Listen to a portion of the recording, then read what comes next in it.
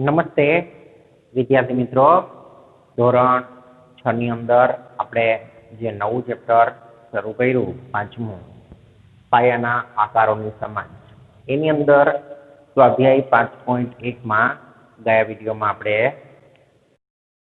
પ્રશ્ન પહેલો અને બીજો આ બે પ્રશ્નની શરૂઆત કરી હતી. આજે આપણે પ્રશ્ન નંબર 3 લેશું. પ્રશ્ન 3 શું કહે છે? કોઈ રેખાખંડ દોરી તેને રેખાખંડ AB કહો. કોઈ બિંદુ C ને A અને B વચ્ચે રેખાખંડ પર દર્શાવો. રેખાખંડ AB, રેખાખંડ BC, રેખાખંડ AC ની લંબાઈ માપો. શું AB બરાબર AC પ્લસ CB થાય છે? તો આપણે થાય છે કે નહીં એ કહેવાનું છે. તો શરૂઆત કરીએ. આપણે પેલા આકૃતિ દોરીએ. રેખાખંડ AB AB, અહીંયા આપણે બિંદુ C લઈએ છીએ. C બિંદુ, તો A અને B ની વચ્ચે C બિંદુ લીધું, A અને B ની વચ્ચે C બિંદુ. હવે શું કીધું છે કે AB BC એ રેખાખંડ AB, રેખાખંડ BC અને રેખાખંડ AC ની લંબાઈ માપો. આની લંબાઈ માપવાની 2 સેમી છે અને આની જે લંબાઈ છે એ 3 સેમી છે. બરોબર? તો આખું કેટલું થતું હોય છે? તો કે અહીંથી લઈને અહીં સુધી જોશું સ્કેલથી તો 5 સેમી થશે. એટલે કે એનું 5 સેમીનું માપ જે આપણે ગણ્યું છે એમ. કારણ કે મારી પાસે સ્કેલ નથી એટલે મેં અંદાજિત લીધું છે. પણ તમારી પાસે સ્કેલ હોય એટલે તમે પરફેક્ટ માપી અને લેવાનું. હવે આપણે મુદ્દા લખીએ. આપણે રેખાખંડ AB દોર્યો છે. તેના પર બિંદુ C એ A અને B ની વચ્ચે લીધું છે.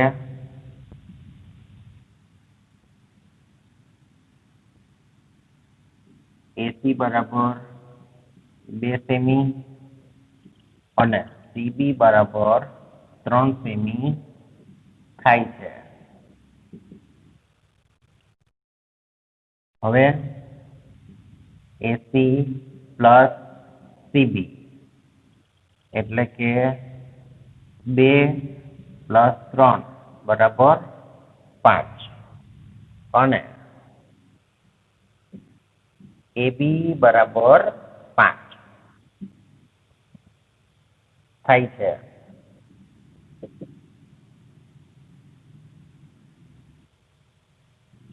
આમ AB બરાબર AC પ્લસ CB થાય છે. તેથી બિંદુ C એ A અને B ની વચ્ચેનું બિંદુ છે. ખ્યાલ આવી ગયો? કઈ નથી કર્યું. જે પ્રમાણે આકૃતિ દોરી ને એનું જ અહીંયા બધું લખ્યું છે. પેલા આપણને સૂચના પ્રમાણે મેં એક વસ્તુનું પાલન કર્યું. રેખાખંડ AB દોરવાનું કીધું, દોર્યો. પછી બિંદુ C A અને B ની વચ્ચે લીધું, એ પણ 2 મુદ્દા લખી નાખ્યા. હવે માપવાનું કીધું તો AB 5, AC 2 અને CB 3. તો એના માપ પણ લખી નાખ્યા. હવે એસી પ્લસ સીબી કર્યા તો 5 થયા, એબી બરાબર 5 થયા, એટલે કે એબી બરાબર એસી પ્લસ બીસી થાય છે. એ નક્કી થઈ ગયું. એ નક્કી થઈ ગયું એટલે બિંદુ સી એ અને બી વચ્ચેનું બિંદુ છે. બરાબર. તો કાંઈ નથી, સરળ દાખલો છે સાવ. બરોબર. એક વખત તમે સમજી લો રેખાખંડ એટલે વાંધો ના આવે. જ્યારે પણ વચ્ચેનું બિંદુ આવે ત્યારે આનો અને આનો આ બે રેખાખંડનો સરવાળો એ આખા રેખાખંડ બરાબર થતો હોય છે. બરાબર. તો બધા બુકની અંદર દાખલો લખી લો.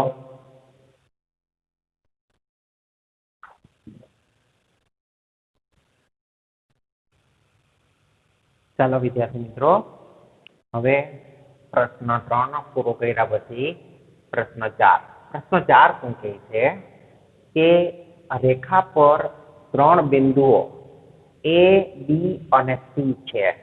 બરાબર.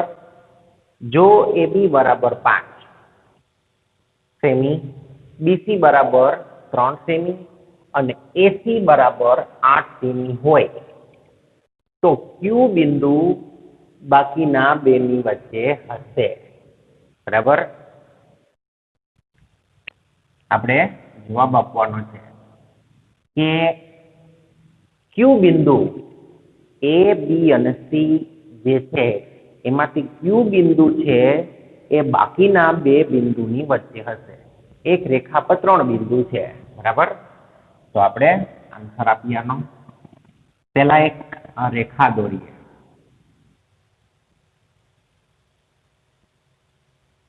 હવે એ રેખાની અંદર એસી બરાબર 8 સેમી થાય એવો રેખાખંડ દોરીએ. બરાબર. એસી બરાબર 8 સેમી થવા જોઈએ. તો અહીંથી શરૂઆત કરવાની. આ એ અને સ્કેલ મૂકીને જોવાનું કે 8 સેમી ક્યાં થાય છે. ત્યાં આપણે બિંદુ લેશું સી. એટલે એસી બરાબર કેટલા થશે તો કે 8 સેમી. આ એસી છે એ આપણા 8 સેમી થયા છે. રેડી. હવે એના પર આપણે બી બિંદુ એવું લઈએ. અહીંયા બી બિંદુ લેશું જેથી કરીને એબી બરાબર 5 થાય.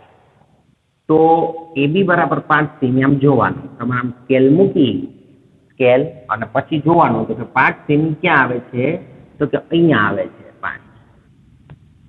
અહીંયા. તો અહીંયા લેશું આપણે બી બિંદુ. ને આને આ કેટલા છે તો કે 5 સેમી. બરોબર. હવે આખું 8 છે. 8. તો 8 માંથી આપણે 5 બાદ કરી દઈએ. આ 8 માઇનસ 5. તો જે વધે એ આ હોય. કેટલા હોય તો કે 3 સેમી. 8 માઇનસ 5 બરાબર 3. એટલે કે 5 અને 3 થઈ ગયા. એટલે બીસી બરાબર કેટલા છે તો કે 3 મળી ગયા. હવે આપણને બધાય મળી ગયા. જો એ બી બરાબર 5, પછી બીસી બરાબર 3 અને એસી બરાબર 8. તો બધા આપણે મળી ગયા. હવે આપણે લખીએ. કારણ કે ખાલી આટલું દોરવાથી માર્ક્સ નથી મળતા. અને 3 માર્ક્સ હોય તો આપણે એ કેમ કર્યું એ બતાવવું પડે અને કેવું પડે કે આમાં બે બિંદુઓ જે છે કયા એ અને સી એની વચ્ચે બિંદુ કયું છે તો કે બી બિંદુ છે. પણ કેવી રીતના એ આપણે નીચે દર્શાવીએ. તો અહીં રેખા પર 8 સેમી લંબાઈનો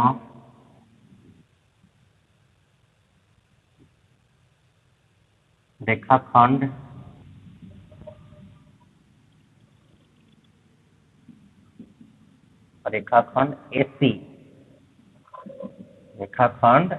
એસી દોરેલો છે.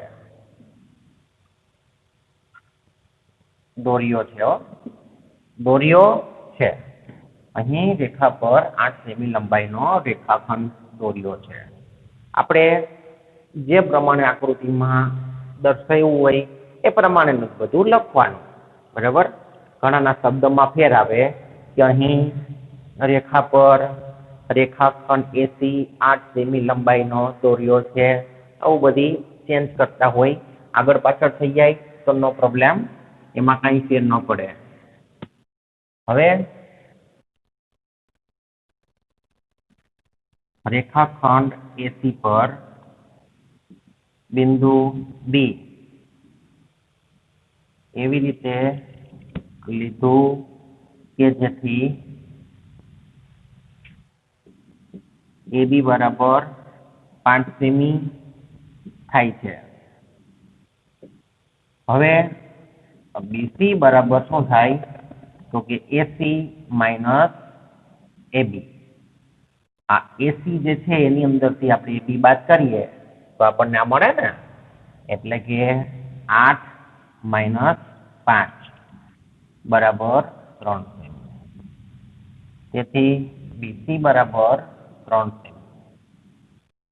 હવે આપણે જોઈએ તો કે AB પ્લસ BC નો સરવાળો કરીએ તો કે AB પ્લસ BC બરાબર શું થાય છે તો કે 5 પ્લસ 3 બરાબર 8 અને AC બરાબર પણ 8. તો AB પ્લસ BC બરાબર AC થાય છે. તેથી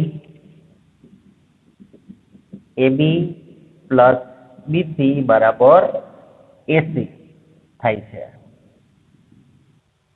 બરાબર, AB પ્લસ BC બરાબર AC થાય છે. તેથી બિંદુ B એ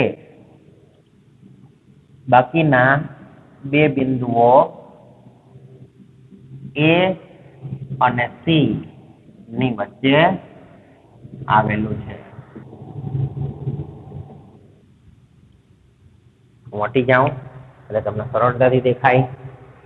ફરીથી સમજાવું કે જે પ્રમાણે આપણને સૂચના છે એ પ્રમાણે આપણે કર્યું. પેલા રેખા દોરી, એના પર રેખાખંડ 8 સેમી નો દોર્યો, બરાબર, લખ્યું પણ એ જ પ્રમાણે. એના પર બિંદુ બી એવી રીતે લીધું કે આ 5 સેમી અને 8 માઇનસ 5 કરીએ એટલે આ 3, તો એ 3 સેમી મળી ગયા આપણને, અને બીસી આપણને મળી ગયો 3 સેમી. હવે AB પ્લસ BC કરીને જોઈએ તો 5 પ્લસ 3 બરાબર 8 અને AC બરાબર પણ 8 મળ્યા. એટલે કે આપણું થાય છે શું તો કે AB પ્લસ BC બરાબર AC થાય છે. એટલે આપણું કહી શકીએ આપણે કે બિંદુ B એ બાકીના બિંદુ A અને C ની વચ્ચે આવેલું છે. તો અહીંયા જુઓ A અને C ની વચ્ચે બિંદુ B આવેલું છે. બરોબર, તો આ દાખલો અહીંયા આપણે કમ્પ્લીટ કરીએ. પ્રશ્ન નંબર 4 બધાને સમજાઈ ગયો છે. બુકની અંદર વ્યવસ્થિત રીતના લખી લઈ બધા વિદ્યાર્થી મિત્રો. બરાબર, આના પછીનું આપણે આના પછી શરૂ કરીએ.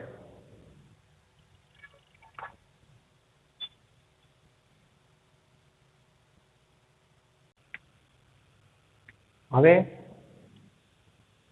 પ્રશ્ન નંબર 5 શરૂ કરીએ આપણે. પ્રશ્ન 5 શું છે સ્વાધ્યાય 5.1 ની અંદર તો કે ચકાસો કે બી બિંદુ એ રેખાખંડ AG નું મધ્ય બિંદુ છે. આવું આપણે ચકાસવાનું છે. આકૃતિ આપણને આપેલી છે. રેખા ઉપર 0 1 2 3 4 5 6 ને 7 એના ઉપર અહીંયા A B C D E F G આટલા બિંદુ આવેલા છે. તો અહીંયા જે છે ને આ A છે એકમ,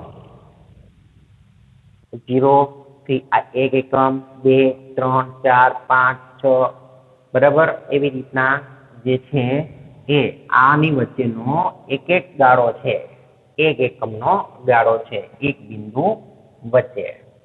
તો આપણે આન્સર આપીએ.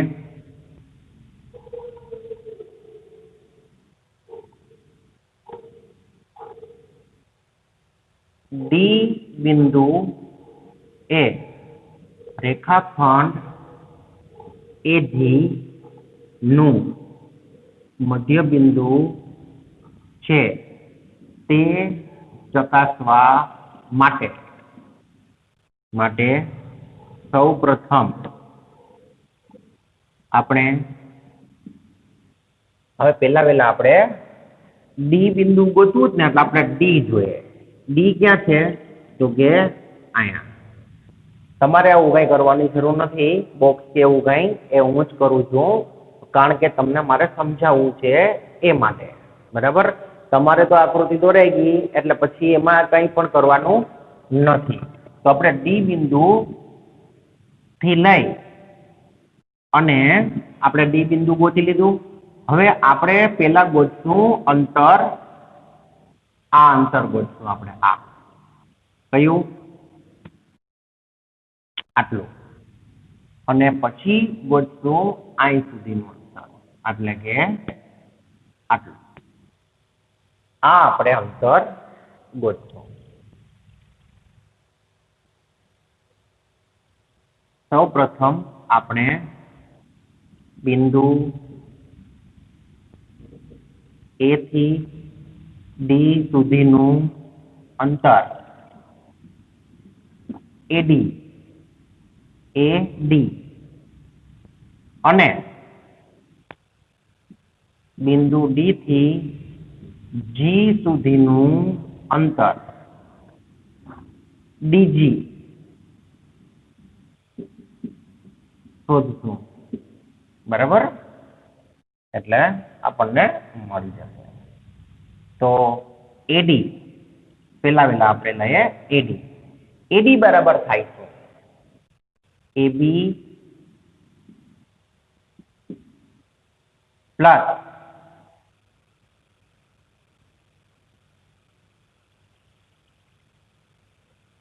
બીસી પ્લસ સીડી.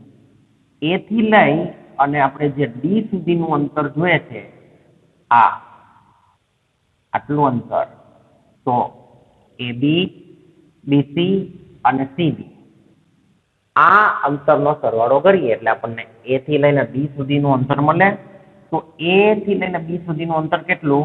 તો કે 1 પ્લસ બી થી લઈને સી સુધીનું 1 અને પ્લસ સી થી લઈને ડી સુધીનું 1 એટલે બરાબર કેટલા મળ્યા? તો કે 3 એકમ. તો એડી બરાબર આપણને મળ્યા 3 એકમ. હવે આપણે અંતર ગોતશું ડી અને જી, એટલે કે ડીજી. ડીજી બરાબર થશે શું? તો જો અહીંયા ડી થી લઈ અને જી સુધી આપણે આવવું છે, એટલે ડીઈ, ઈએફ અને FG. DE plus EF plus FG. તો ડીઈ કેટલા? 1. જુઓ 1 પ્લસ ઈએફ 1 પ્લસ એફજી કેટલા? 1. એટલે આપણને કેટલા મળ્યા? 3 એકમ. એટલે ડીજી બરાબર આપણને મળ્યા 3 એકમ. હવે આપણે શું કરશું? તો કે AD plus DG, AD plus DG કરીએ તો 3 પ્લસ 3 બરાબર 6 થાય છે. તો અહીંયા આપણે જોશું કે એ થી લઈ અને જી સુધીનું અંતર, એટલે કે એ જી બરાબર 6 છે. તો અહીંયા